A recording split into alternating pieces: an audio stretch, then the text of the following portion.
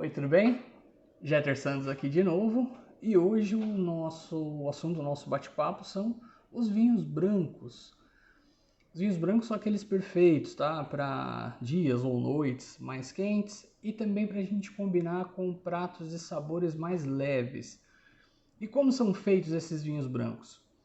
A gente tinha falado lá quando a gente estava conversando sobre vinhos tintos que o que definiria assim se o vinho vai ser tinto ou branco, além da variedade, é a maceração pelicular. Vamos então retomar isso aí. Como é que eu vou fazer meu vinho branco? Pego minhas uvas, tintas ou brancas, tá? Faço a prensagem delas e deixo fermentando sem as cascas. Então, dessa forma, eu posso fazer um vinho branco com uvas tintas. Já havia mencionado antes, por exemplo, que um exemplo clássico disso é o champanhe. O champanhe, as três uvas autorizadas à produção do champanhe são Pinot Noir e Pinot Meunier, que são tintas, e a Chardonnay. E muitas vezes nós encontramos aí, nos deparamos com algumas menções nos rótulos do champanhe, Blanc de Blanc, quando é feito só com o Chardonnay, e a gente vê também quando é Blanc de Noir. Quando vem com essa menção Blanc de Noir, só foram utilizados ali Pinot Noir e Pinot Meunier, tintas, só que vinificadas em branco, ou seja, sem se utilizar as cascas. Mas grande parte dos vinhos brancos são feitos com uvas brancas. Algo interessante para a gente mencionar também sobre os vinhos brancos são que ultimamente não, muito antigamente não havia essa não maceração pelicular. Então, antigamente se deixava a casca dos vinhos brancos em maceração enquanto o vinho fermentava. E isso aboliram, né? Pararam de produzir vinhos dessa maneira. E por muito tempo a gente está vinificando vinho, tirando a casca fora e deixando apenas a polpa ali fermentar. Só que alguns produtores têm decidido deixar, ultimamente, né, retomando assim essa técnica ancestral, deixando o mosto em contato com a casca, fazendo a maceração pelicular. Às vezes eles deixam até um pouquinho do engaço, que é aquela parte lenhosa da uva. E assim nascem os vinhos laranja. Eu não me recordo se temos, nesse momento, pelo menos até agora, algum vinho que seja um vinho dito laranja no nosso portfólio. Mas aí fica a dica, o vinho laranja nada mais é um vinho branco que fermentou com as suas cascas.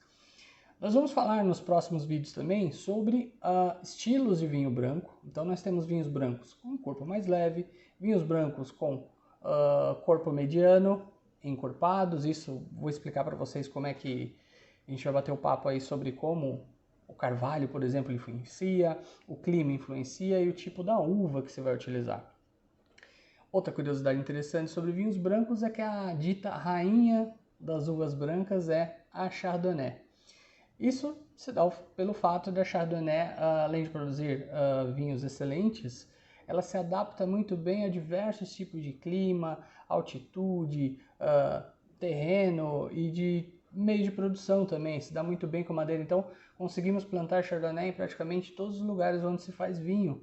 E em cada lugar ela vai ter lá suas características próprias, mas ela vai também fazer uma leitura daquilo, ela vai expressar um pouquinho daquele pedaço de chão onde ela foi plantada.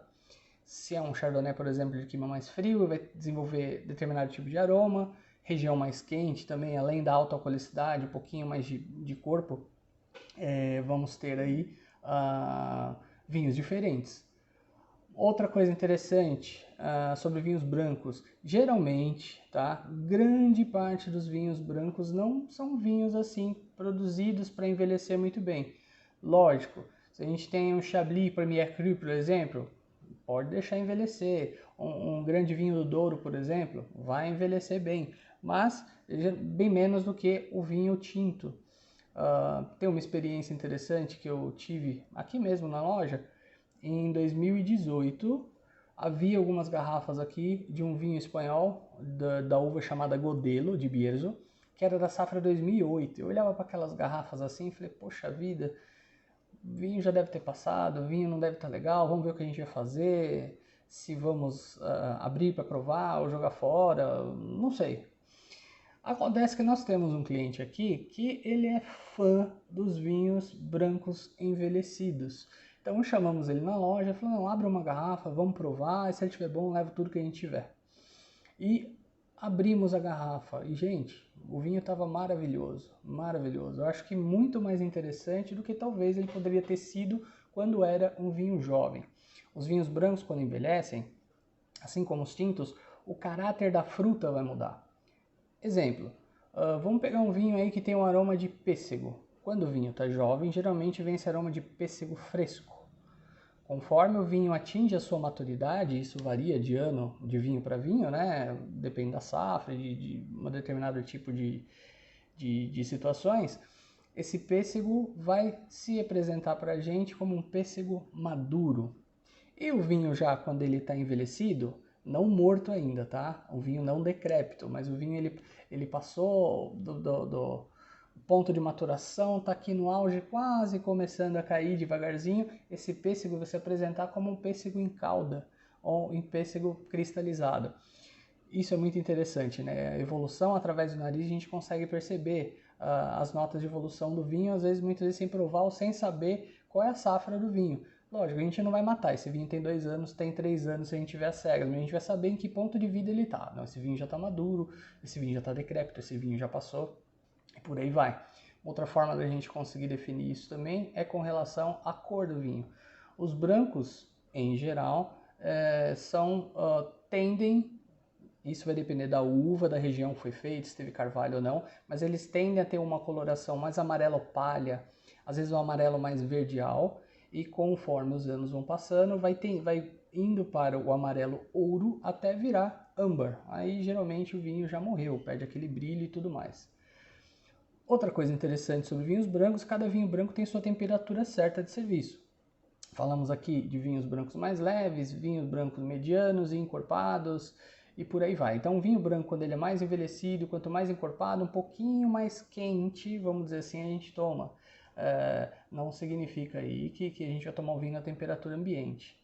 Se você tentar fazer isso, inclusive, os aromas vão ser interessantes. Na boca ele não vai ser muito legal, porque uma das grandes características dos vinhos brancos em geral é a sua acidez refrescante, que é realçada pela baixa temperatura de serviço, tá? Mas a gente vai esmiuçando isso nos próximos vídeos em detalhes, tá bom?